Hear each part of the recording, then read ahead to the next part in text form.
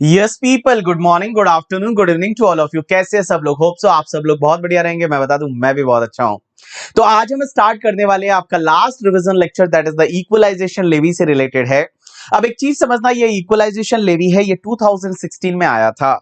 और equalisation levy क्यों आया? क्योंकि बहुत सारी कंपनियां ऐसी है फॉरेन की, जो फॉरेन नॉन रेजिडेंट है, जिनका इंडिया में कोई परमानेंट एस्टेब्लिशमेंट है ही नहीं, लेकिन इंडिया से वो करोड़ों रुपए कमाते हैं और इंडिया में कुछ भी टैक्स नहीं भरते। तो उनसे कुछ ना कुछ टैक्स लेने के लिए हमने इक्वलाइजेशन लेवी लाया। जो बेप्स के एक्शन प्लान है, वो एक्शन प्लान में जो फर्स्ट एक्शन प्लान था, that is related to the digital transaction, digital economy, और उसमें इक्वलाइजेशन लेवी का रिकमेंडेशन दिया था। और India is the first country जो इक्वलाइजेशन लेवी लगाया। इंडिया पहला वर्ल्ड का कंट्री है जिसने इक्वलाइजेशन लेवी लगाया।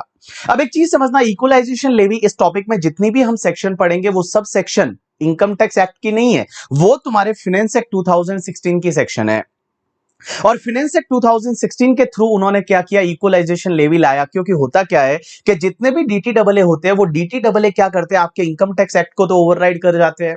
तो डीटीडब्ल्यू इनकम टैक्स एक्ट को तो ओवरराइड कर जाते हैं, तो इसके लिए इन्होंने इनकम टैक्स एक्ट में चेंज नहीं किया।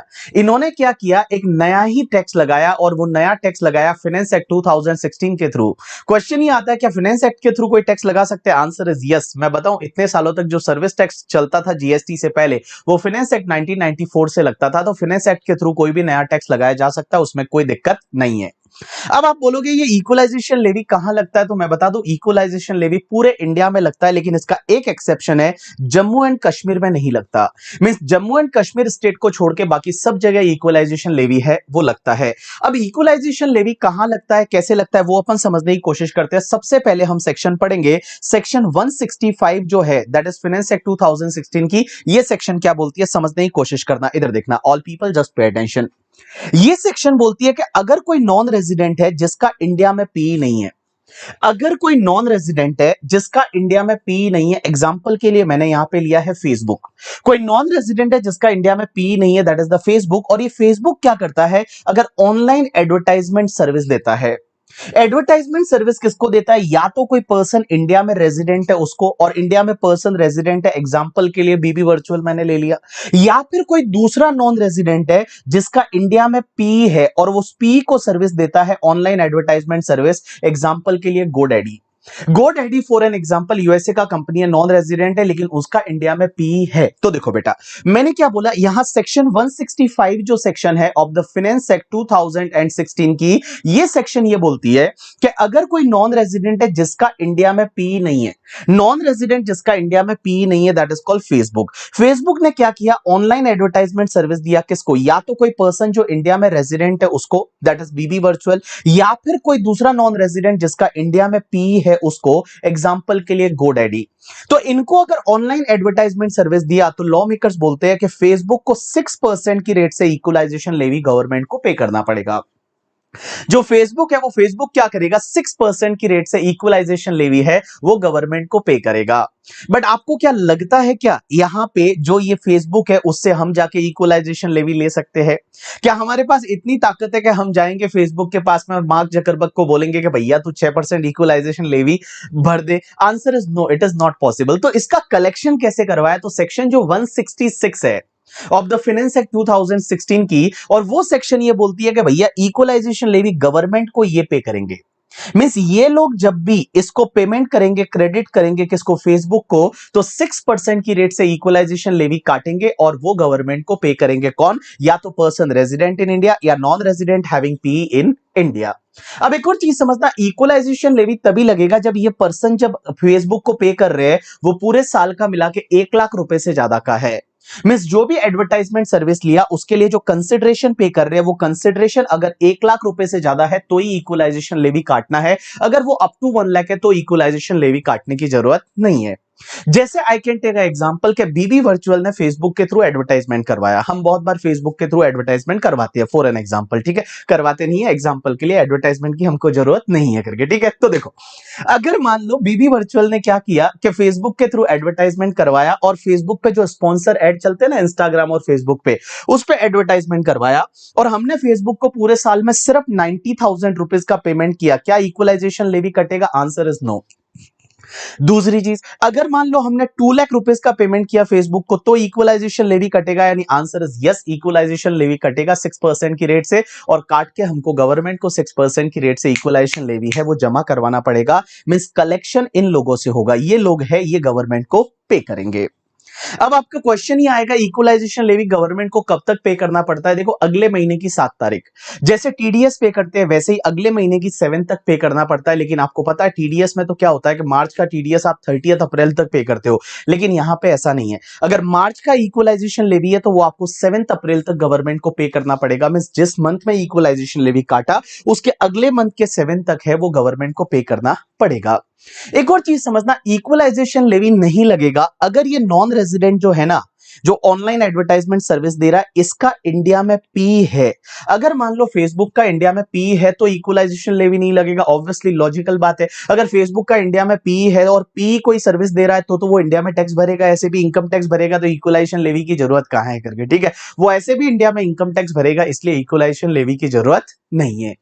तो मैंने क्या बोला कि अगर मान लो इस नॉन रेजिडेंट का इंडिया में पी है तो इक्वलाइजेशन लेवी नहीं लगेगा, क्योंकि वो इनकम टैक्स इंडिया में भरेगा। एक और चीज समझना, इन लोगों ने जो सर्विस ली है वो सर्विस अगर बिजनेस या प्रोफेशन यूज किया है, मींस एडवर्टाइजमेंट सर्विस ली है वो बिजनेस एंड प्रोफेशनल पर्पस के लिए लिया है, तो ही इक्वलाइजेशन लेवी लगेगा, अदरवाइज इक्वलाइजेशन लेवी नहीं लगेगा। जैसे आई कैन टेक एग्जांपल, आपने फेसबुक पे ऐड दिलाया कि आपको पति चाहिए या पत्नी चाहिए, मींस हस्बैंड या वाइफ चाहिए, ठीक है, और उसके लिए 5 लाख रुपए का खर्चा किया। तो एडवर्टाइजमेंट आपने दिलाया है वो पर्सनल पर्पस का है, वो बिजनेस प्रोफेशन पर्पस का नहीं है, बिजनेस प्रोफेशन पर्पस के लिए नहीं है, तो वहां पे इक्वलाइजेशन लेवी नहीं लगेगा। यू गॉट माई पॉइंट और not? You got my point और नॉट? यस। तो मैंने क्या बोला, इक्वलाइजेशन लेवी कहां कहां नहीं लगेगा। एक तो मैं बताऊं कि इन्होंने जो सर्विस ली है वो अगर अप टू 1 लाख रुपीस है किसी पर्टिकुलर पर्सन से, तो उस केस में इक्वलाइजेशन लेवी नहीं लगेगा। दूसरा, अगर नॉन रेजिडेंट का इंडिया में पी है तो इक्वलाइजेशन लेवी नहीं लगेगा।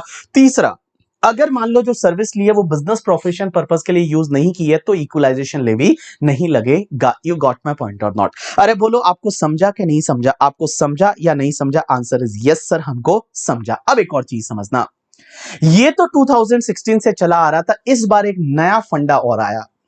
इस बार एक नया फंडा और आया और इस साल से एक नई सेक्शन और डाली गई लॉ में, that is the section 165A of finance act 2016। और इक्वलाइजेशन लेवी के स्कोप को बढ़ाया गया और इन्होंने बोला कि जो ऐसे नॉन रेजिडेंट है जिनकी कोई वेबसाइट है, जो ई कॉमर्स ऑपरेटर है, और वो लोग क्या करते हैं, इंडिया में कोई गुड्स वगैरह बेचते हैं, सर्विस वगैरह बेचते हैं, तो उनको भी इक्वलाइजेशन लेवी अभी पे करना पड़ेगा। तो इस साल से, दैट इज फ्रॉम 1 अप्रैल 2020 से, आपका 1 अप्रैल, ये असेसमेंट ईयर वर्ड नहीं है यहां पे, आपका विद इफेक्ट फ्रॉम 1 अप्रैल 2020 से इन्होंने इक्वलाइजेशन लेवी के स्कोप को बढ़ा दिया गया। अब ये इक्वलाइजेशन का स्कोप कैसे बढ़ाया? 1 अप्रैल 2020 से @2% इक्वलाइजेशन लेवी और लगाया। किस पे लगाया, समझने की कोशिश करना। मैंने आपके लिए बहुत ही प्यारा एक एग्जांपल बनाया है और इस एग्जांपल पे ध्यान देना, इजीली आपको समझ जाएगा। देखो, लॉ मेकर्स इस साल से इन्होंने क्या डाला, समझने की कोशिश करना। तो 1 अप्रैल 2020 से इक्वलाइजेशन लेवी और इसको एक्सपांड किया गया स्कोप को, और इन्होंने बोला कि अगर कोई non resident e commerce operator है जिसका इंडिया में पीई नहीं है। अब एक चीज समझना, ये non resident e commerce operator किसको बोलेंगे? जिसके पास कोई पोर्टल है, जिसके पास कोई वेबसाइट है, जिसके थ्रू वो गुड्स या सर्विस सेल करता है। या तो वो खुद का बनाया गुड्स या सर्विस सेल करता है या किसी और को प्लेटफॉर्म प्रोवाइड करता है। एग्जांपल के लिए आप अलीबाबा ले सकते हो, एग्जांपल के लिए आप ईबे ले सकते हो, एग्जांपल के लिए आप अमेजोन ले सकते हो। That is called your e commerce operator. तो देखो बेटा, अगर कोई non resident e commerce operator है जिसका इंडिया में पी नहीं है, not having P in India, example के लिए अलीबाबा, और वो क्या करते हैं, गुड्स या सर्विस को सेल करते हैं किसको, और कंसिडरेशन रिसीव करते हैं किससे, किसी पर्सन रेजिडेंट इन इंडिया।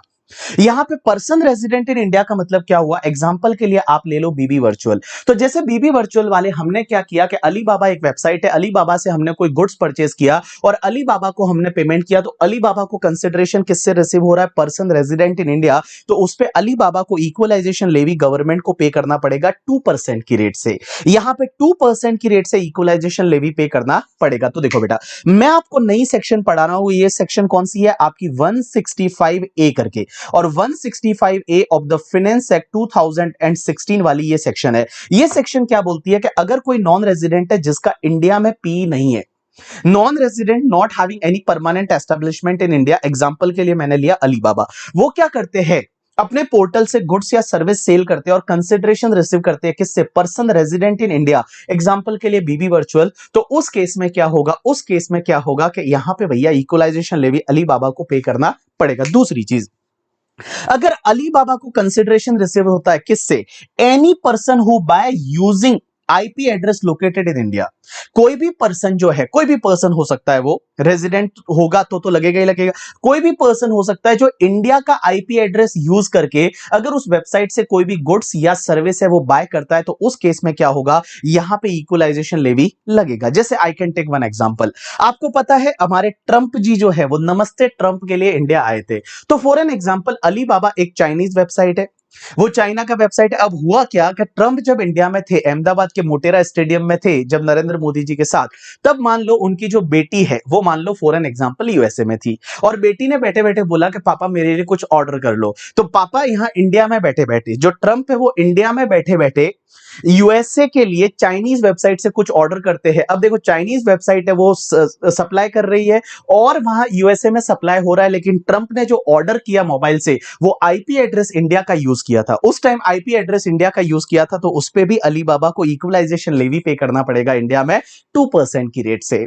या फिर ये अलीबाबा को किसी दूसरे नॉन रेजिडेंट से पैसा मिलता है, और वो दूसरे नॉन रेजिडेंट से किस चीज का पैसा मिलता है पता है, उस दूसरे नॉन रेजिडेंट को या तो सेल ऑफ एडवर्टाइजमेंट सर्विस दी है, और वो advertisement which target customer resident in India, means India में रेजिडेंट कस्टमर को टारगेट करता है वो एडवर्टाइजमेंट, या फिर access advertisement through IP located in India, या फिर वो एडवर्टाइजमेंट का जो एक्सेस किया जा रहा है वो इंडिया के आईपी एड्रेस से किया जा रहा है, या फिर वो अलीबाबा जो नॉन रेजिडेंट है जिसका इंडिया में पी नहीं है, वो दूसरे नॉन रेजिडेंट को क्या करता है, डेटा सेल करता है। और वो डेटा कहां से कलेक्ट किया था अलीबाबा ने पता है, any person resident in India, means person resident in India, उनसे डेटा कलेक्ट किया था, या जो आईपी एड्रेस है वो इंडियन आईपी एड्रेस यूज करके वो डेटा कलेक्ट किया था और वो डेटा सेल करता है, तो उस केस में जो भी कंसिडरेशन यहां पे अलीबाबा को मिलेगा, अलीबाबा को उस पे 2% की रेट से गवर्नमेंट को इक्वलाइजेशन लेवी पे करना पड़ेगा। तो देखो बेटा मैंने क्या बोला, all people just pay attention, मैं आपको एक नई सेक्शन सिखा रहा हूं, that is the section 165A of the finance act 2016, and ये सेक्शन कब से आई है, 1 अप्रैल और 2020 से आई है। अब ये सेक्शन क्या बोलती है कि अगर कोई नॉन रेजिडेंट है and non resident e commerce operator है जिसका इंडिया में पी नहीं है, एग्जांपल के लिए आप ले लो अलीबाबा करके, ठीक है, अलीबाबा जो है उसको कंसिडरेशन रिसीव्ड होता है ई कॉमर्स सप्लाई करने से या ई कॉमर्स सर्विस सप्लाई करने से, और कंसिडरेशन किससे रिसीव होता है, या तो पर्सन रेजिडेंट इन इंडिया से, या फिर मान लो एनी पर्सन जो कि कोई भी गुड्स या सर्विस बाय कर रहा है इंडिया के आईपी एड्रेस से, या किसी दूसरे नॉन रेजिडेंट से कंसिडरेशन रिसीव हो रहा है, और वो दूसरे नॉन रेजिडेंट से किस चीज का हो रहा है पता है, यहां पे इस अलीबाबा ने क्या किया था, एडवर्टाइजमेंट सेल किया था, और वो एडवर्टाइजमेंट इंडियन रेजिडेंट कस्टमर को टारगेट करता है, या वो एडवर्टाइजमेंट का जो एक्सेस है वो इंडियन आईपी एड्रेस से एक्सेस हो रहा है, या फिर मान लो किसी दूसरे नॉन रेजिडेंट से अलीबाबा को पैसा मिलता है किस चीज का, अलीबाबा ने उसको डेटा सेल किया और वो डेटा जो है वो इंडियन रेजिडेंट पर्सन से कलेक्ट किया था या इंडिया के आईपी एड्रेस से वो डेटा कलेक्ट किया था, उसका पैसा मिलता है, तो बेटा अलीबाबा को यहां पे 2% की रेट से इक्वलाइजेशन लेवी गवर्नमेंट को पे करना पड़ेगा। अब एक बात बताओ, उसमें तो क्या था, अपन ने जो पहले देखा फेसबुक वाला एग्जांपल, जो ये वाला एग्जांपल था, इसमें तो मैंने क्या बोला था, ये लोग इक्वलाइजेशन लेवी काट के गवर्नमेंट को जमा करवाएंगे, बट इसमें क्या है बेटा, जो ई कॉमर्स ऑपरेटर रहेगा ना, ये ई कॉमर्स ऑपरेटर जो है अलीबाबा, ये डायरेक्टली गवर्नमेंट को 2% की रेट से इक्वलाइजेशन लेवी पे करेगा। ये जो अलीबाबा है, ये अलीबाबा 2% की रेट से गवर्नमेंट को इक्वलाइजेशन लेवी पे करेगा। अब एक और चीज समझना, यहां पे इक्वलाइजेशन लेवी नहीं लगेगा कब, 3 केसेस में इस पर्टिकुलर सेक्शन में जो हम सेक्शन पढ़ रहे हैं, दैट इज द 165A में 3 केसेस में इक्वलाइजेशन लेवी नहीं लगेगा। पहला तो अगर इसने जो ये नॉन रेजिडेंट जो है अलीबाबा, इसको जो कंसिडरेशन रिसीव्ड हो रहा है यहां रेजिडेंट पर्सन से या नॉन रेजिडेंट जिसने इंडिया का आईपी एड्रेस यूज किया था, या फिर ये नॉन रेजिडेंट, ये जो कंसिडरेशन रिसीव्ड हो रहा है ये पूरे साल का मिला के अप टू 2 करोड़ है करके, ठीक है, मींस 2 करोड़ रुपए से ज्यादा है तो ही इक्वलाइजेशन लेवी लगेगा, अगर अप टू 2 करोड़ है तो उस केस में इक्वलाइजेशन लेवी नहीं लगेगा। दूसरी चीज, अगर इक्वलाइजेशन लेवी ऑलरेडी सेक्शन 165 में कवर हो चुका है, 165 में वो फेसबुक वाले एग्जांपल में अगर उधर कवर हो चुका है तो यहां पे इक्वलाइजेशन लेवी है वो नहीं लगेगा। और तीसरा, अगर ये non resident e commerce operator का इंडिया में पी है तो इक्वलाइजेशन लेवी नहीं लगेगा। बेटा जब पी है तो वो सीधा इंडिया में इनकम टैक्स भर देंगे, उसको इक्वलाइजेशन लेवी लगाने की जरूरत क्या थी। तो अगर उसका इंडिया में पीई है तो उस केस में इक्वलाइजेशन लेवी नहीं लगेगा। यू गॉट माय पॉइंट और नॉट? यस। तो जो मैंने आपको इस चार्ट के थ्रू बताया अलीबाबा वाला, वो सब यहां पे दे रखा है, वो सब यहां पे दे रखा है। आप उसको एक बार रीड करोगे तो आपको सब चीजें समझ में आ जाएगी। या ई कॉमर्स क्या बोलते हैं, ई कॉमर्स ऑपरेटर का मतलब क्या होता है कि ऐसा कोई भी पर्सन जिसके पास में क्या होता है, जो नॉन रेजिडेंट है, जिसके पास ओन करता है, ऑपरेट करता है, मैनेज करता है कोई डिजिटल इलेक्ट्रॉनिक प्लेटफॉर्म, अगर मैनेज करता है जो कि सेल ऑफ गुड्स और प्रोविजन ऑफ सर्विस वगैरह है, वैसा कोई प्लेटफॉर्म मैनेज करता है। और ई कॉमर्स सप्लाई और सर्विस का मतलब क्या होता है, या तो खुद का गुड्स जो बनाया वो सेल करता है, जैसे अलीबाबा खुद गुड्स बनाता है वो सेल करता है, या फिर खुद सर्विस प्रोवाइड करता है, या फिर किसी और का गुड्स या सर्विस है उसको प्लेटफॉर्म प्रोवाइड करता है, तो that is called your e commerce operator. तो आपको मैं एक बात बताऊं, इस फेसबुक वाले एग्जांपल में कितना इक्वलाइजेशन लेवी था, 6% की रेट से था, और ये लोग काटते थे करके, ठीक है। और यहां पे बेटा इस सेक्शन में आपका 2% इक्वलाइजेशन लेवी है, और अलीबाबा जो है वो गवर्नमेंट को 2% इक्वलाइजेशन लेवी है वो पे करेगा। यू गॉट माय पॉइंट और नॉट? यस। अब एक चीज समझना, जैसा मैंने आपको बताया पहला फेसबुक वाला एग्जांपल कि sir collection and recovery of equalisation levy कैसा होगा सेक्शन 165 के केस में, तो मैं बताऊं आपको सेक्शन 165 के केस में इक्वलाइजेशन लेवी का जो कलेक्शन और रिकवरी है वो बीबी वर्चुअल या गोडैडी जो इंडिया में है जिसका पी, वो लोग गवर्नमेंट को पे करेंगे 6% की रेट से। और वो तभी पे करना है जब स्पेसिफाइड सर्विस जो ऑनलाइन एडवर्टाइजमेंट का सर्विस लिया वो 1 लाख रुपए से ज्यादा है इन अ प्रीवियस ईयर। अब कब तक जमा करवाना है, अगले महीने की 7 तारीख तक आपको जमा करवाना है करके, ठीक है। अगर मान लो इक्वलाइजेशन लेवी है आपने नहीं काटा तो आपकी जेब से जमा करवाना पड़ेगा। इक्वलाइजेशन लेवी यहां बीबी वर्चुअल से या गोडैडी ने नहीं काटा तो उनकी जेब से जमा करवाना पड़ेगा। और अगर 7 तारीख तक आपने नहीं जमा करवाया तो 8 से आपको क्या लगेगा, 1% पर मंथ और पार्ट ऑफ द मंथ की रेट से इंटरेस्ट लगेगा, ऐसा सेक्शन 170 बोलती है। दूसरा पॉइंट ये बोलता है कि सेक्शन 166 ए बात करती है 165 ए की, अलीबाबा वाला। जो अलीबाबा है वो इक्वलाइजेशन लेवी गवर्नमेंट को कब तक जमा करवाएगा, तो बेटा वो क्वार्टरली जमा करवाना पड़ेगा। जैसे ही आपका क्वार्टर एंड हो जाता है उस क्वार्टर एंड के बाद में 7 डे के अंदर अंदर, तो पहला क्वार्टर 30 जून को एंड होगा तो आपको 7 जुलाई तक जमा करवाना पड़ेगा। दूसरा क्वार्टर है 30 सितंबर को एंड होगा तो आपको 7 अक्टूबर तक जमा करवाना पड़ेगा। दिसंबर में एंड होगा उसके लिए 7 जनवरी को, और जो मार्च में एंड होगा उसके लिए 31 मार्च तक ही जमा करवाना पड़ेगा।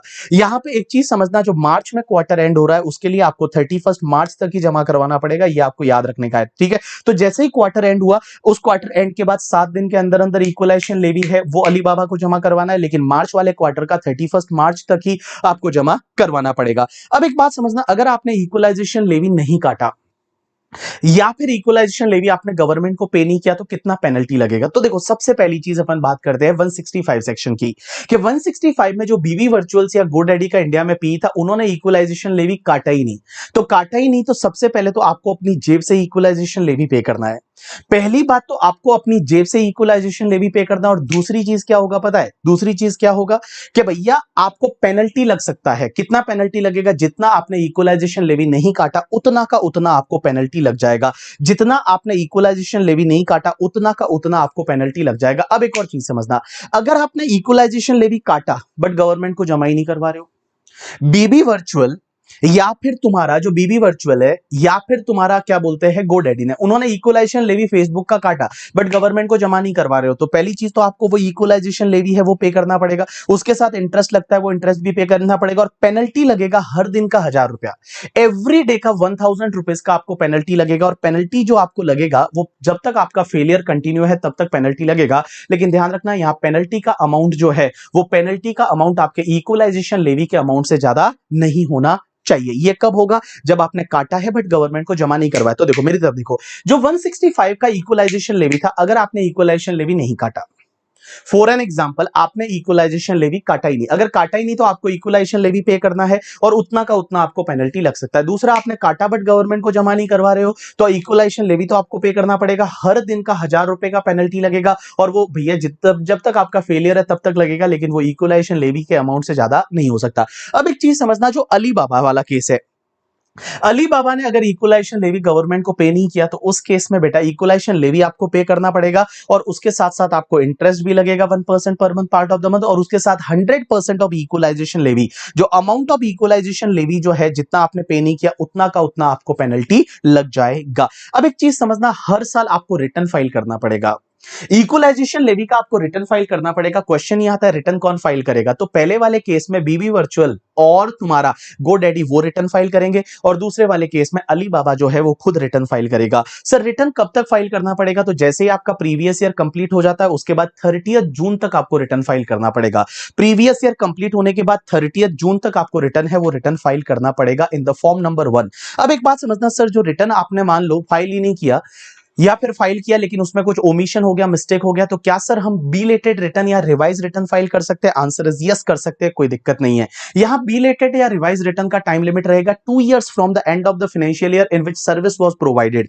मींस जिस ईयर में सर्विस प्रोवाइड किया था या ई कॉमर्स सप्लाई किया था अलीबाबा ने, उस ईयर के एंड से 2 साल के अंदर अंदर है वो आप रिवाइज रिटर्न है या बिलेटेड रिटर्न फाइल कर सकते हो, कोई दिक्कत नहीं है। अब एक चीज समझना, बहुत बार क्या होता है, असेसिंग ऑफिसर आपको नोटिस भेज देता है और बोलता है कि आप रिटर्न फाइल करो। जैसे 142(1) का नोटिस उधर आता था ना इनकम टैक्स में, वैसा ही आपको नोटिस भेज के बोल सकता है कि आप रिटर्न फाइल करो। तो अगर मान लो असेसिंग ऑफिसर ने आपको नोटिस भेजा और बोला रिटर्न फाइल करो, तो 30 डेज के अंदर अंदर आपको क्या करना पड़ेगा, रिटर्न फाइल करना पड़ेगा। वो नोटिस सर्व हुआ उसके बाद में। अब एक और चीज समझना, आप जो रिटर्न फाइल करोगे उसकी प्रोसेसिंग होगी और प्रोसेसिंग जो होगी मींस इंटीमेशन जनरेट होकर आएगी और वो इंटीमेशन आपको मिलेगी। अब क्वेश्चन ये आता है इंटीमेशन कब तक मिलेगी, तो यहां पे प्रोसेसिंग होने के बाद अगर कोई अरिथमेटिक एरर है या इनकरेक्ट क्लेम है तो वो चेंज होने के बाद आपको इंटीमेशन मिलेगी। Intimation has to be serve within 1 year, means send within 1 year from the end of the financial year in which return was filed. तो जब आपने रिटर्न फाइल किया था उस फाइनेंशियल ईयर के एंड से 1 साल के अंदर अंदर आपको इंटीमेशन मिल जाएगी करके, ठीक है। और अगर मान लो वहां पे कोई डिमांड नोटिस वगैरह आपका इंटीमेशन के हिसाब से आता है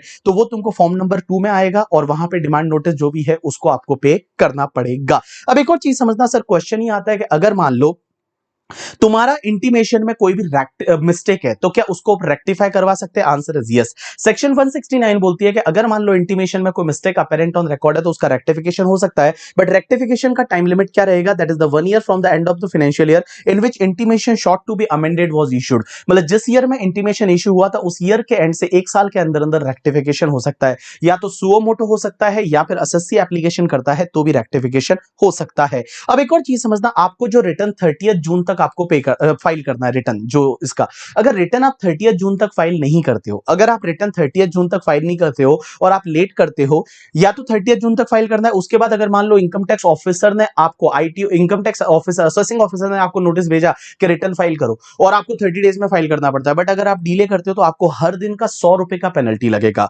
हर दिन का आपको 100 रुपए का पेनल्टी है, वो 100 रुपए का पेनल्टी लगेगा। लेकिन जो ये पेनल्टी यहां मैंने बताई है वो पेनल्टी आपकी वेव हो सकती है करके, अगर सफिशिएंट कॉज है तो पेनल्टी वेव हो सकती है। अब एक और चीज समझना, यहां पे क्या होता है कि भैया आपका जो भी इंटीमेशन आया था और उस इंटीमेशन से आप सेटिस्फाइड नहीं हो तो उस केस में आप अपील में जा सकते हो। और पहली अपील कहां पे होगी, आपकी सीआईटी अपील होगी।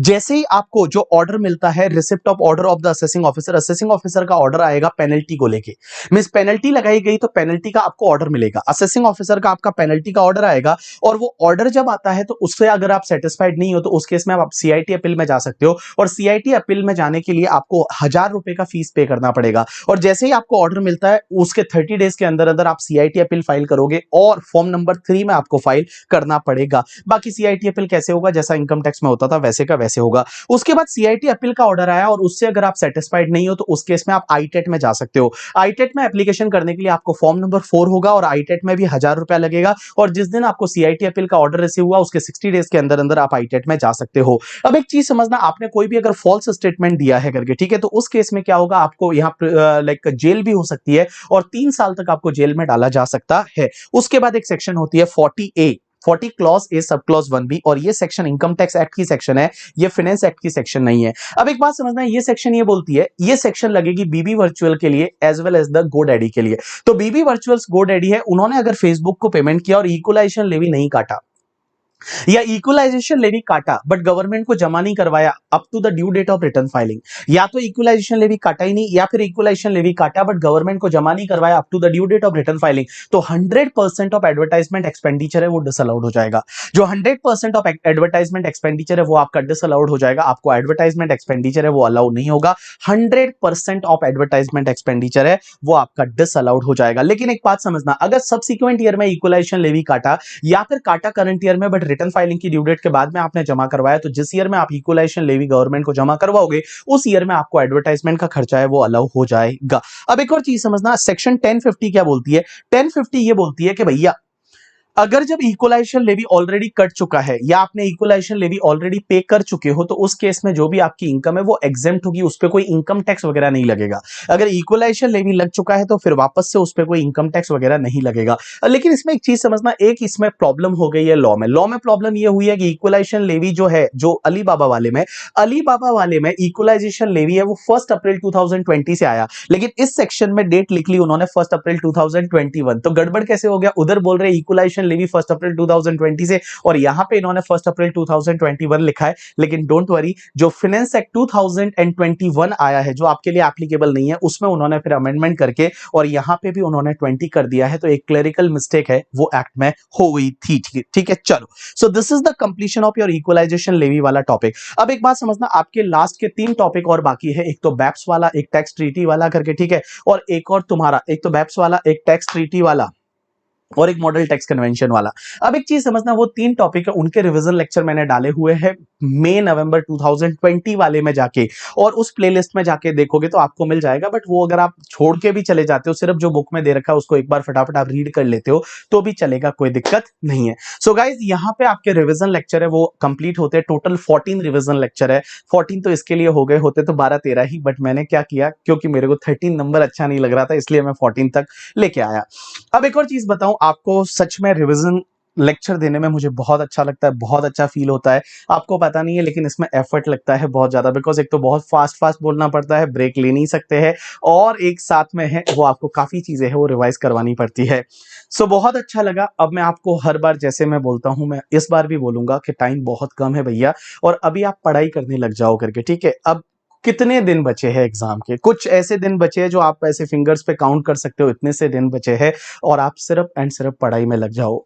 और मैं आपको बताऊं, आज तक मैंने जितने भी लेक्चर डाले, कभी आपको ना तो शेयर करने के लिए बोला है, ना कभी आपको मैंने लाइक करने के लिए बोला है, ना मैंने आपको सब्सक्राइब करने के लिए बोला है। बट तो भी अगर आपको रिवीजन लेक्चर अच्छे लगे हैं तो आप लाइक कर लो, आप सब्सक्राइब कर लो, आप शेयर कर लो। सब्सक्राइब इसलिए करो क्योंकि कभी भी कुछ भी ऐसा कुछ नया आता है तो मैं ऑलरेडी कुछ वीडियो उसके लिए अपलोड करता हूं जब भी, तो आपको उसका नोटिफिकेशन मिल जाए। अब एक और चीज समझना, लाइफ जो है ना, मेरे को सबसे ज्यादा अच्छा कब लगता है पता है, जब कोई बच्चे पास होते हैं, मुझे सबसे ज्यादा खुशी होती है। We are like your parents. जब आप पास होते हो तो आपके पेरेंट्स को कितना अच्छा लगता है, उतना ही अच्छा हमको भी लगता है।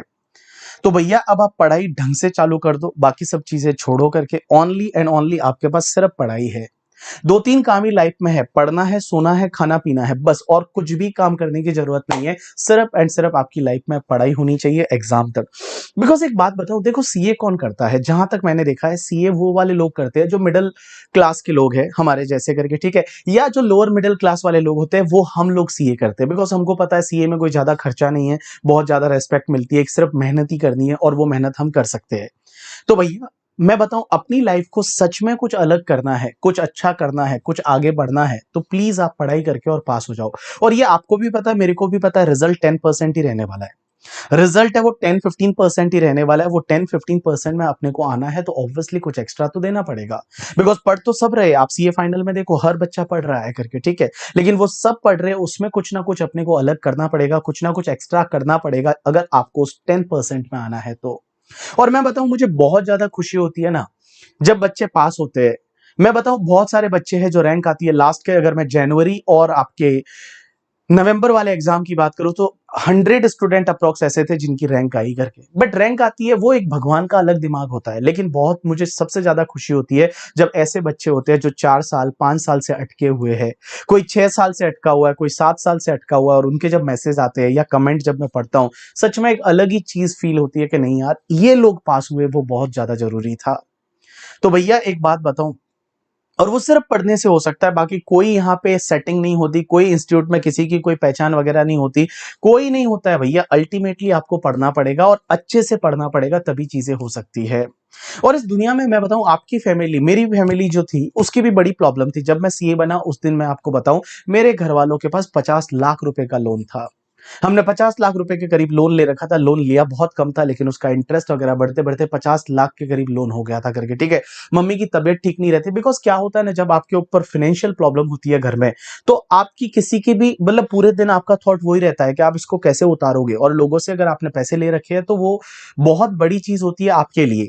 मतलब आपको सोशल इमेज की पड़ी रहती है, आपको बहुत सारी चीजें हैं, आपने किसी से पैसे लिए हैं, आपने उसको बोला हुआ है कि हम आपको पैसे वो रिटर्न करने वाले हैं, तो बड़ी दिक्कतें होती है फैमिली में। और उसका एक ही सॉल्यूशन है, मैं बताऊं, फटाफट आप सीए बन जाओ। ऐसे बहुत सारे लोगों के साथ, मेरी जैसी फैमिली है, जैसे आप लोगों की भी फैमिली है, तो ऑब्वियसली ये चीजें होती है और ये नॉर्मल है अपनी सोसाइटी में। सो गाइज, इसका एक ही सॉल्यूशन है। आप अगर सच में अपने घर वालों को सच में कुछ अपना एज वेल एज अपने घर का कुछ ढंग का करना चाहते हो, तो प्लीज आप पढ़ाई कर लो। और पढ़ाई ऑब्वियसली आप कर रहे हो, मैं ऐसा नहीं बोलता कि आप पढ़ाई नहीं करते हो। आप यार इस लेवल पे आके पढ़ाई नहीं करोगे तो क्या करोगे, बट आप ढंग से पढ़ाई करो। और थोड़ी देर मतलब आपको है ना, वो थोड़ा आउट ऑफ द बॉक्स जाना पड़ेगा, आपको अपने कंफर्ट जोन से बाहर निकलना पड़ेगा।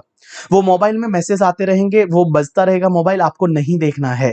वो मोबाइल को दूर रखना है। आप जब तक पढ़ रहे हो 10 घंटे, तब तक आप मोबाइल तक देखो ही मत, भले कुछ भी हो जाए, किसी का भी कॉल आ जाए, किसी का भी मैसेज आ जाए, आपको नहीं देखना है। आपको सिर्फ एंड सिर्फ पढ़ाई करना है। अगर ऐसा कुछ जब आप कॉन्फिडेंस रखोगे, ऐसे को अपने आप को किसी कंफर्ट जोन से बाहर रखोगे, तभी जाके चीजें हैं वो बदल सकती है, तभी जाके चीजें हैं वो सही हो सकती है। सो थैंक्स अलॉट पीपल, मैंने इतने सारे लेक्चर में आपको रिवाइज कराया। मैं बताऊं, हम जब रिवाइज करवा रहे हैं तो बहुत बार बोलते टाइम हो सकता है कहीं 10,000 की जगह मैंने 15,000 बोला हो, या 10,000 की जगह 1 लाख बोला हो। सॉरी फॉर दैट, बिकॉज क्या होता है, हम लोग भी इंसान हैं। जब हम आपको पढ़ाते हैं तो हम भी इंसान हैं, हम कोई भगवान तो है नहीं कि हम सब चीजें सही बोल दे। बहुत बार गलती हो जाती है बोलने में, so sorry for that. But guys, please please please आप पढ़ाई करो, बिकॉज आप पास होंगे तो मैं पास होऊंगा। अगर आप पास नहीं हुए ना, तो मैं भी पास नहीं हुआ। भैया, मेरा पास होना आपके पास होने से जुड़ा हुआ है। प्लीज आप मेरे लिए पढ़ लो ना, ढंग से पढ़ लो, अच्छे से पढ़ लो, और कुछ अच्छा कर लो और ढंग का कर लो, ठीक है। Thanks a lot people. और जब भी आप सीए बनोगे तो अपन मिलने वाले हैं। मैं हर बार बोलता हूं कि जब भी सीए बनेंगे तब अपन पक्का वाला मिलने वाले हैं। पक्का वाला, जब भी आप मुंबई आओगे अपन लोग मिलेंगे और पार्टी करेंगे और मस्त वाला सेलिब्रेशन करेंगे। थैंक्स अलॉट पीपल, आज के लिए इतना बहुत है।